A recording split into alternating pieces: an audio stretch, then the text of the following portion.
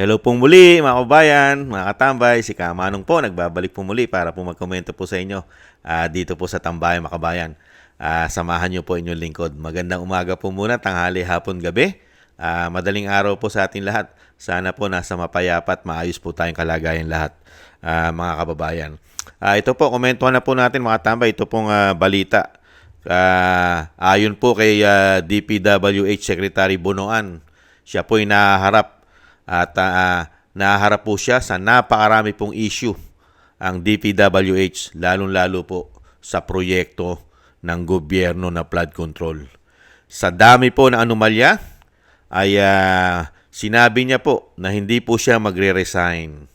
Hindi raw po siya magre-resign hanggat walang direktiba ang Pangulo, mga tambay. Hanggat hindi siya pinagre-resign ng Pangulo, ay siya po ay kapituko sa kapangyarihan, mga kababayan. Pakinggan po natin ang kanyang pahayag dito po sa balita. Umpisahan na po natin.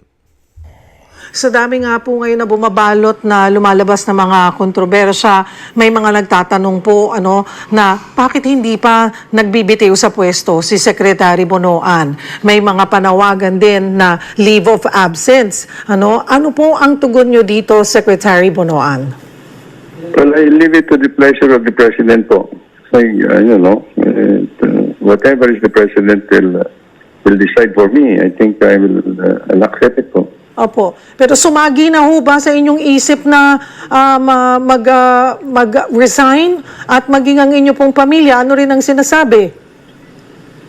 Well, to me, I think this is a time for me actually to see how we can improve actually the system and contribute in whatever way I can po para makatulong naman. But, well, as I said, if many people are asking for me to leave, resign, I think I leave it to the pleasure of the President. Ay, nako. Ano pa maitutulong na isang DPWH, mga tambay, sa isang damukal na pera ng taong bayan na nakurakot?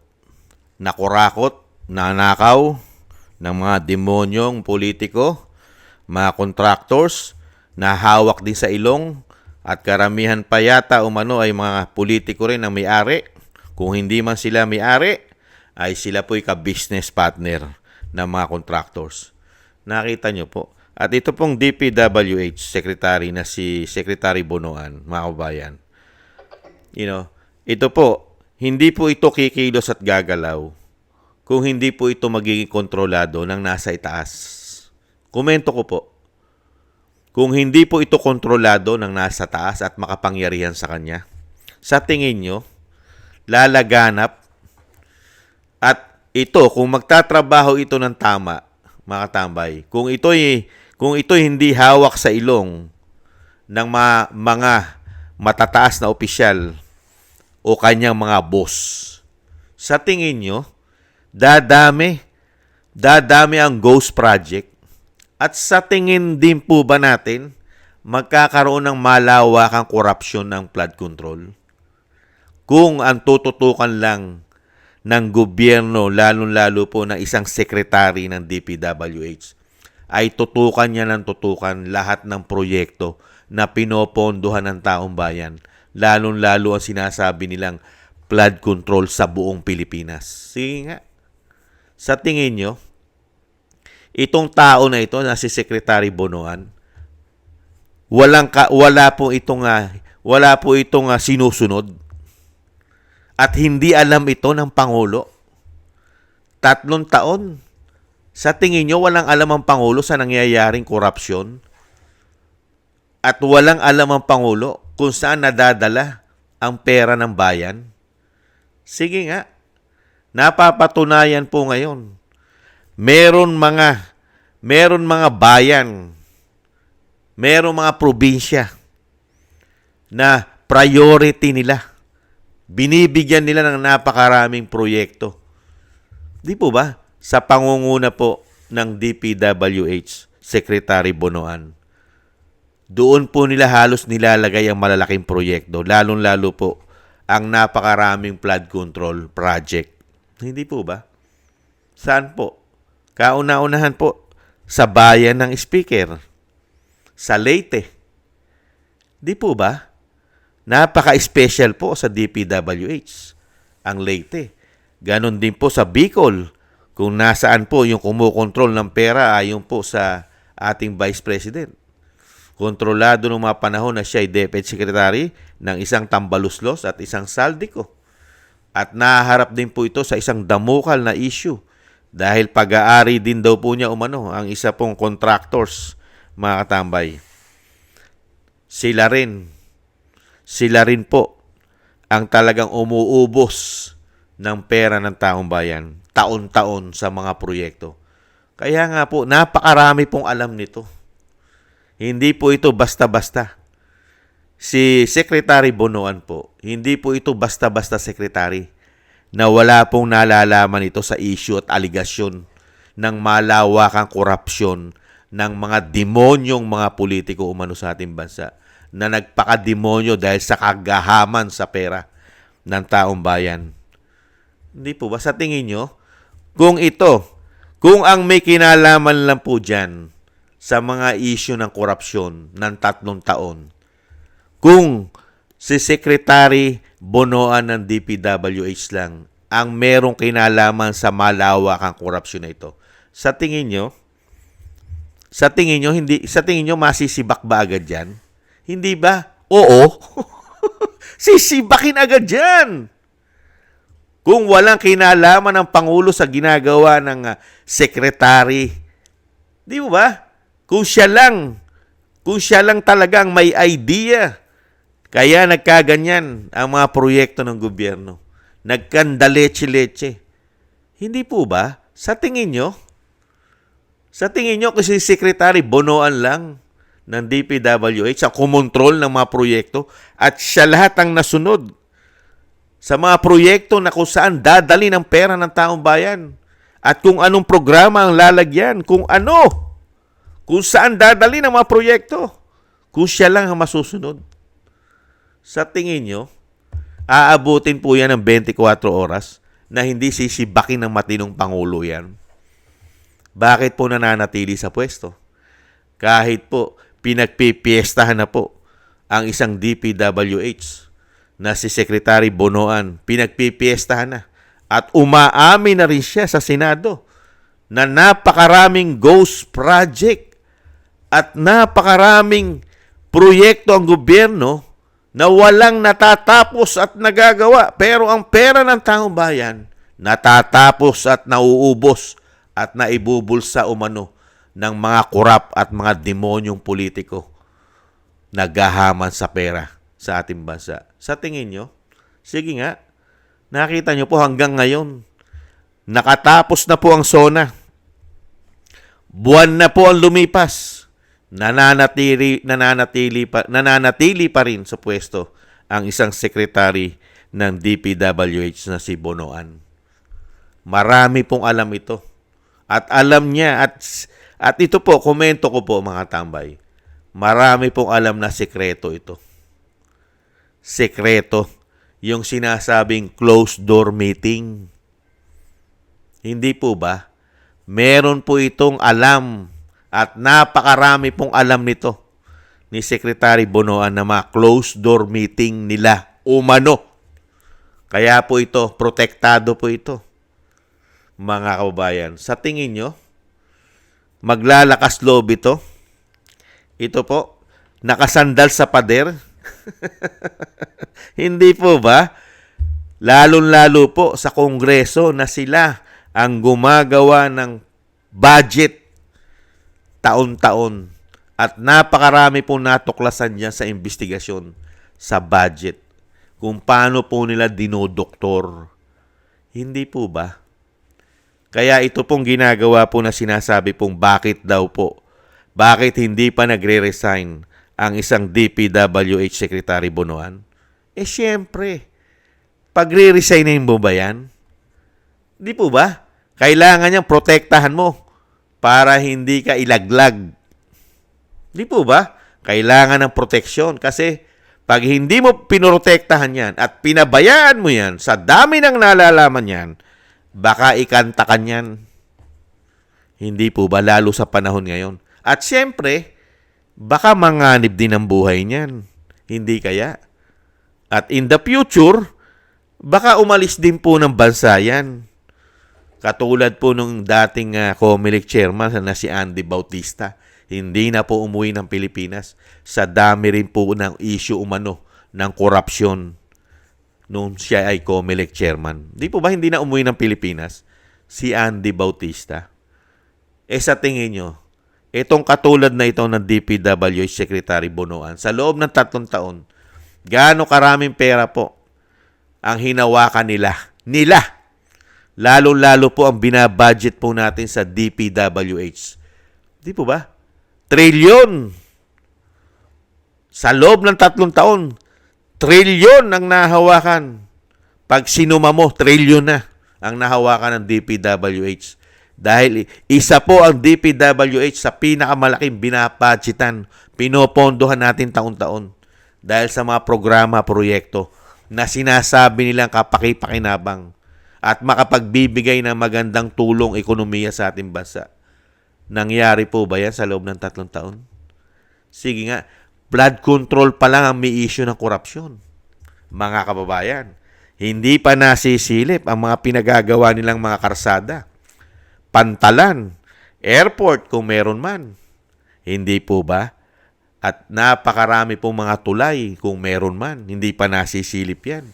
At siyempre, pati mga proyekto ng pamahalaan na kontrolado at hawak din po ng DPWH at ng mga politiko na magkakasabwat sila umano pagdating sa under the table. Hindi kaya, mga kabayan? Sa tingin nyo, hindi magiging kapit tuko ito sa dami ng nalalaman ito?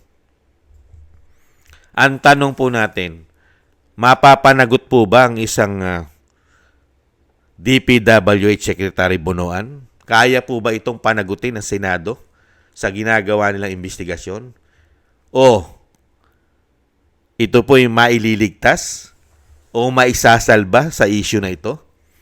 At itututok lang po nila sa mga contractors at hindi po nila pananagutin. Kaya kayang panagutin ng Senado?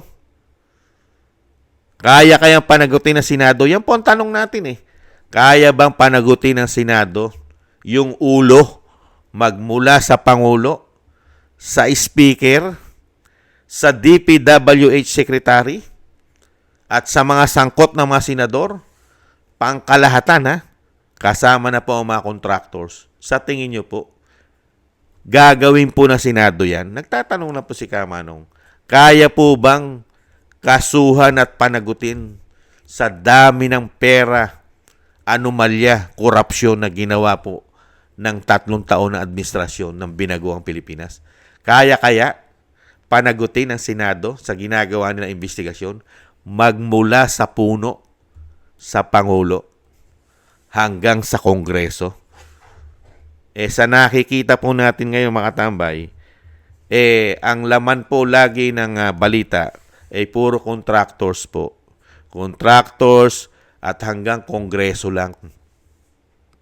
Hindi po namin mention ang Commander-in-Chief na siya po ang pinaka-head ng state. Commander-in-Chief. Hindi po nababanggit at hindi po mine-mention na dapat isama sa investigasyon ng isang Pangulo na pumipirma at siya ang dapat naka-hands-on. Siya sana ang naka-hands-on sa lahat ng proyekto at programa, lalo-lalo na ang mga achievement na ginagawa ng katulad ng DPWH Secretary Bonoan. Dapat po yan tinitingnan niya lahat dahil kailangan po niya bantayan, protektahan ang pera ng taong bayan. Nangyari po ba yan? Nada. Kaya sa tingin nyo, si Secretary Bonoan, basta-basta lang po ito tatanggalin at sisibakin ng Pangulo? Sige nga. Kaya nga hanggang ngayon, nananatili pa rin mga tambay sa kanyang posisyon. Kapit tuko pa rin. Kasi kung ito po Kung ito pong tao na ito ay may paninindigan at may prinsipyo sa buhay at may kahihiyan, hindi makapal ang pagmumuka ng sekretary na ito, matagal na po itong nag-step down. Sa SONA pa lang, mga tambay, SONA pa lang, kinabukasan magre-resign na yan. Di ba? Nung pumutok na po lahat ang issue dahil naipit na po sila. Saka itong secretary na ito, si Bonoan, ipinagmamalaki pa nga mga proyekto ng flood control eh. Malaking tulong pa nga yan eh. Di po ba nung mga nakaraan na hindi pa pumuputok ang investigasyon? Ipinagmamalaki po ni Secretary Bonoan. Siyempre po, ang flood control daw po ay napakaraming naitutulong at malaki ang naitutulong ang proyekto ng flood control sa Pilipinas, sa ating bansa. Di po ba? Pinagmamalaki niya ang tulong at nagagawa ng flood control. Sa katotohanan po pala, yung flood control money, taon-taon na binabudget ng Pilipino, malaking tulong po pala sa kanila. Hindi po pala sa Pilipino. Hindi po pala sa taong bayan. Mas malaking tulong po pala sa mga nanunungkulan at namamahala at kumikita at nagtatrabaho para trabahuhin ang ating pera. Sila po pala ang malaking pakinabang, hindi ang taong bayan. Yan po mga kabayan, ang isang sekretary ng DPWH, bakit pa siya nananatili at bakit niya iniintay ang presidente na magsibak sa kanya, mga kababayan. At sa tingin nyo, kung ang Pangulo ay may political will, mananatili po ba ito sa pwesto? Kung ang Pangulo ay galit sa korupsyon, at kung ang Pangulo ay hindi involved sa korupsyon, at siya ay may paninindigan at lumalaban sa korupsyon, sa tingin nyo, magtatagal pa itong klaseng sekretary na ito kung hindi po sila umano magkakasabwat? Hindi po ba? Kung sa panahon ni dating Pangulong Duterte, sibak na po yan. Hindi po magtatagal yan. At ang gagawing pagsibak po ni dating Pangulong Duterte yan, magmula sa head, magmula sa sekretary, pababa, lahat ng kasama niya riyan, tatanggalin lahat yan. At iimbestigahan agad yan, mga kababayan. Iimbestigahan agad at aalamin ni dating Pangulong Duterte kung sino-sino ang kasabwat niyan sa mga anomalya, lalong-lalo sa 3 taong anomalya, magkakasabwat at kung sino mga politiko ang binibigyan niyan at mga contractors na binibigyan niya taon-taon ng mga proyekto, mga kababayan, at humahawak kung sino-sino mga contractors, mga kababayan, ang nagkamal ng salapi. Yan po mga tambay, ang komento po natin sa isang sekretary ng DPWH hanggang ngayon po ay siya po'y kapituko sa kapangyarihan, mga kababayan. Unbelievable. Maraming salamat po sa nagusto po ng ating tambayan, mga kababayan, sa YouTube at TikTok. At ganun din po sa mga nagko-comment, like, share, and subscribe. At syempre po sa ating mga subscribers, maraming salamat po sa inyo. Mabuhay po kayo. At sa mga magsusubscribe pa po, thank you po sa inyo, mga kababayan. At syempre po, salamat din po sa mga nagbibigay po ng tulong at pakape at may kasama pang paggatas. Thank you po. Shoutout po sa inyo. Kingston 123 na Hong Kong, Eric Hershio na Canada, Jake Yahoo 4531 ng Maisog, California, USA, Gina Ray Solidides ng Berlin, Germany, Julieta Silona na Sydney, Australia, Baby Roman, Ate Isa ng Cagayan, si Jem Aris ng United Arab Emirates, Jobilin Watanabe ng Japan, ako si Pilam, Ani Jo, Teodorico Erguisa Jr., si Arpel Villacorta, Wills Bubbles 5697, Rosalina RK, Team 888, Michelle Yamaguchi Vlog, Norma Garcia, Gay at Chena, si Ma'am LB at Sir Manny ng North Miami, Florida, USA. Maraming salamat po sa inyo, mga kababayan. At syempre po, ingat-ingat po kayo, lalo-lalo po sa inyong mga paggawa. At syempre po, yung dasal at panalangin po natin, mga kababayan. Huwag po natin kalimutan na lagi po natin isama sa ating mga dasal na maingatan po ang pamilya Duterte at ang Vice President na maingatan po siya, lalo-lalo po sa kanya po mga biyahe at sa mga pinupuntahan niya po ay maingatan po siya na siya po ay hindi po magawa ng masama, mga tambay. Ingatan po sana po siya. At ganoon din po ang dating Pangulong Duterte na sana po ay makabalik na po sa ating bansa at madugtungan pa po ang kanyang buhay at kalakasan at maingatan din po sa kapahamakan. Maraming salamat po sa mga dasal mga kabayan. At ganun din po tayo mga tambay, magdasal din po tayo at ipanalangin po natin ang kaligtasan po ng ating buong sambahayan. At syempre po, ang pag-iingat din po natin. Maraming salamat po mga tambay. Sa muli, paalam. Bye-bye.